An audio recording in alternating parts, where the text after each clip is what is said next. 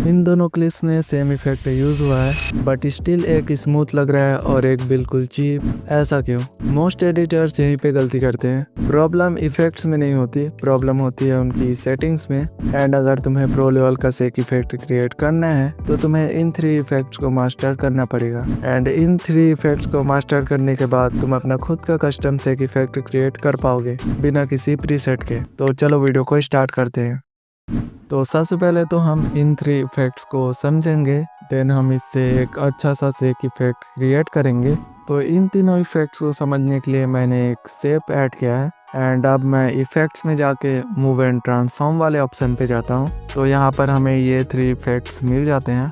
तो सबसे पहले हम समझते हैं ऑटो सेक इफेक्ट को। तो जब तुम इसे ऐड करोगे तो तुम्हारे पास बहुत से सेटिंग्स आ जाएंगे। तो सबसे पहले तुम्हें मिल जाता है मैग्नीट्यूड। तो इससे होता यह है कि तुम्हारा क्लिप या फिर ऑब्जेक्ट वो कितना ज़्यादा मूव करेगा उसे तुम कंट्रोल कर सकते हो। अगर मैं इसे इंक्रीज करता हूँ तो मेरा जो शेप है वो ज़्यादा मूव करेगा, एंड मैं इसे कम करता हूँ तो ये कम मूव करेगा, मतलब कि ये कितना ज़्यादा सेक होगा। एंड ऑटो सेक इफेक्ट बेसिकली रैंडम तरीके से सेक होता है। एंड उसके बाद आपको मिल जाता है फ्रीक्वेंसी। तो फ्रीक्वेंसी बेसिकली स्पीड का काम करता है कि आपका जो भी क्लिप या फिर ऑब्जेक्ट है वो कितने स्पीड से सेक होगा। तो अगर आप इसे इंक्रीज करते हो तो ये ज़्यादा स्पीड से मूव होगा, बट आप इसे कम करते हो तो ये कम स्पीड से मूव होगा। तो बेसिकली फ्रीक्वेंसी अपना स्पीड का काम करता है। उसके बाद आपको मिल जाता है एवोल्यूशन। तो एवोल्यूशन बेसिकली पोजीशन को कंट्रोल करने के काम आता है। तो अगर आप इसे इंक्रीज करते हो तो इसका पोजीशन चेंज होता है। तो बेसिकली इसका काम ये होता है कि आप कहाँ से सेक इफेक्ट स्टार्ट करना चाहते हो। अगर आप इसे इंक्रीज करते जाते हो तो ये अपने अकॉर्डिंग रेंडमली मूव होता रहता है। तो अगर आप इसे सेंटर में करते हो तो अपना जो भी सेक है सेंटर से स्टार्ट होगा, बट अगर आप इसे किसी और साइड करते हो तो वहाँ से स्टार्ट होगा। तो बेसिकली इससे आप इसका पोजीशन कंट्रोल कर सकते हो। एंड उसके नीचे आपको मिल जाता है सीड। तो इससे होता है कि जब आप इसे इंक्रीज करोगे तो आपका एलिमेंट या फिर क्लिप रेंडमली कहीं भी मूव करेगा। तो इसका भी यही काम है। एंड उसके नीचे आपको मिल जाता है एंगल। तो एंगल का तो आपको पता ही होगा। एंड अगर आप इसे इंक्रीज करते हो तो इसका एंगल चेंज होता है। इससे बेसिकली आप कंट्रोल कर सकते हो कि आपका जो सेक है वो किस एंगल में बेसिकली मूव करेगा। तो इसका भी यही काम है।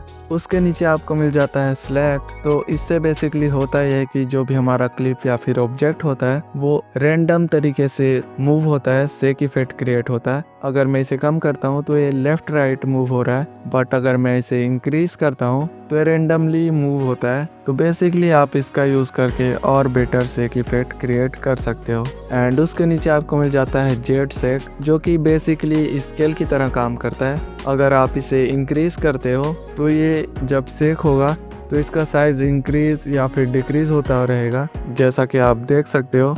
आप इसे जितना इंक्रीज करोगे उतना ज़्यादा ही होगा। तो अब बात करते हैं ओसिलेट इफेक्ट की।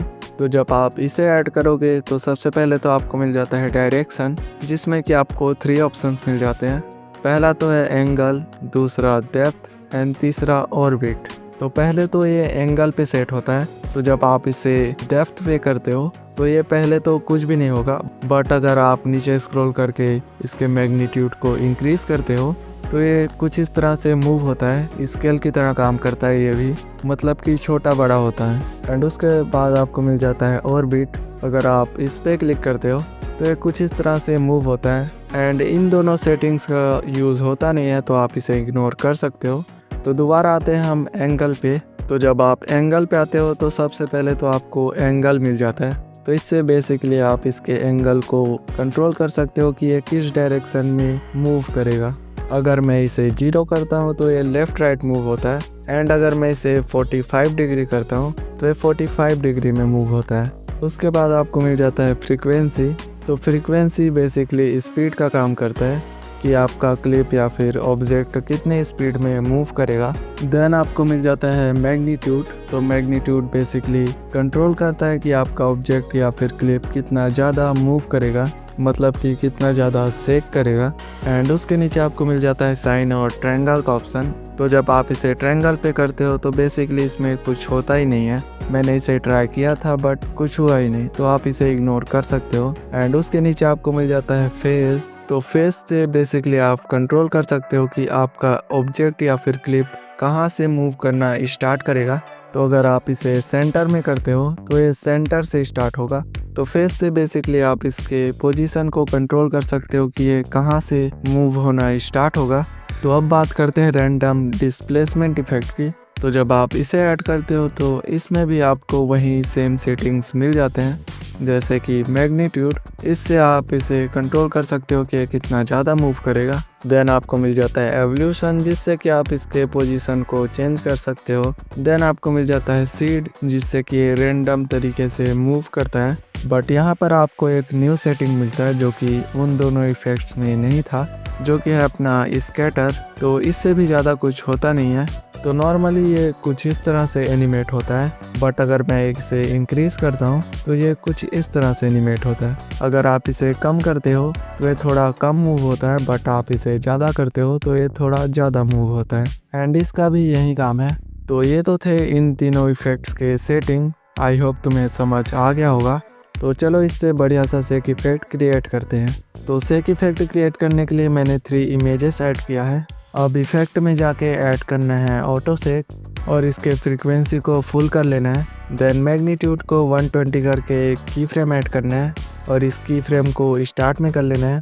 देन एक और की फ्रेम ऐड करके इसे 0 कर लेना है एंड इस वाले की फ्रेम को तुम्हें लास्ट में कर देना है। देन ग्राफ में जाके कुछ इस तरह का ग्राफ क्रिएट करना है। अब तुम्हें इसमें ऐड करना है ओसिलेट इफेक्ट एंड यहाँ से फ्रीक्वेंसी को फुल कर लेना है। देन मैग्नीट्यूड को 150 करके एक की फ्रेम ऐड करना है एंड इस वाले की फ्रेम को तुम्हें स्टार्ट में कर लेना है। देन एक और की फ्रेम ऐड करके इसे 0 कर लेना है एंड इस वाले की फ्रेम को तुम्हें लास्ट में कर देना है एंड ग्राफ में जाके कुछ इस तरह का ग्राफ क्रिएट करना है। अब तुम्हें इसमें ऐड करना है रैंडम डिस्प्लेसमेंट इफेक्ट एंड इसके मैग्नीट्यूड को 200 करके एक की फ्रेम ऐड करना है एंड इस की फ्रेम को तुम्हें स्टार्ट में कर देना है। देन एक और की फ्रेम ऐड करके इसे 0 कर लेना है एंड इस वाले की फ्रेम को तुम्हें लास्ट में कर देना है एंड ग्राफ में जाके कुछ इस तरह का ग्राफ क्रिएट करना है। देन एवोल्यूशन पे क्लिक करके एक की फ्रेम ऐड करना है एंड इस वाले की फ्रेम को तुम्हें स्टार्ट में कर देना है। देन एक और की फ्रेम ऐड करके इसे 80 कर लेना है एंड इस वाले की फ्रेम को तुम्हें लास्ट में कर देना है। देन ग्राफ में जाके कुछ इस तरह का ग्राफ क्रिएट करना है एंड अब हमारा से कुछ ऐसा लग रहा है जो कि अभी इनकम्प्लीट है। तो उसके लिए तुम्हें सबसे पहले तो ऐड करना है टाइल्स इफेक्ट एंड इसके मिरर को तुम्हें ऑन कर देना है। अब इसे और बेटर बनाने के लिए तुम ऐड कर सकते हो मोशन ब्लर एंड इसे तुम्हें फुल कर देना है एंड इसे और बेटर बनाना है तो तुम ऐड कर सकते हो एक्सपोजर। तो एक्सपोजर ऐड करने के बाद तुम्हें एक की फ्रेम ऐड करना है एंड इस की फ्रेम को तुम्हें लास्ट में कर देना है। देन एक और की फ्रेम ऐड करके इसे तुम्हें 1 करना है एंड इस वाले की फ्रेम को तुम्हें स्टार्ट में कर देना है। देन ग्राफ में जाके कुछ इस तरह का ग्राफ क्रिएट कर लेना है एंड अब हमारा सेक कुछ ऐसा लग रहा है। एंड यही सारे इफेक्ट्स हैं जो कि हमारे सेक को बेटर बनाते हैं। एंड अगर आप इसे और बेटर बनाना चाहते हो तो आप एक और इफेक्ट यूज़ कर सकते हो। तो उस इफेक्ट का नाम है टर्बुलेंट डिस्प्लेस। तो इसे तुम्हें ऐड कर लेना है। देन तुम्हें नीचे स्क्रॉल करके इसे एक्स पे सेट कर देना है एंड इसके स्केल को तुम्हें पूरा कम करके 0.01 कर देना है। देन ऊपर स्क्रॉल करके मैग्नीट्यूड को तुम्हें अपने अकॉर्डिंग रखना है। फॉर एग्जाम्पल मैं इसे रखता हूँ 0.400। देन एक की फ्रेम ऐड करना है एंड इस वाले की फ्रेम को स्टार्ट में कर देना है। देन एक और की फ्रेम ऐड करके इसे 0 कर देना है एंड इस वाले की फ्रेम को लास्ट में कर देना है। देन ग्राफ में जाके कुछ इस तरह का ग्राफ क्रिएट करना है और अब मैं इसे प्ले करता हूँ तो ये कुछ ऐसा लगता है। तो तुम देख ही सकते हो हमने बहुत ही कम टाइम में अच्छा सा सेक इफेक्ट क्रिएट कर लिया है। तो तुम इन सारे इफेक्ट का यूज़ कर सकते हो एंड आई होप तुम इस वीडियो के बाद अपना खुद का कस्टम सेक इफेक्ट क्रिएट कर पाओगे। एंड अगर तुम्हारा कोई डाउट है तो तुम कमेंट में पूछ सकते हो। एंड इस वीडियो में तुमने सेक इफेक्ट को मास्टर तो कर लिया, बट क्या तुमने ग्राफ को मास्टर किया है? अगर नहीं तो स्क्रीन पे वीडियो आ रही होगी, जाके देख लो एंड मैं मिलूंगा तुम्हें उसी वीडियो में।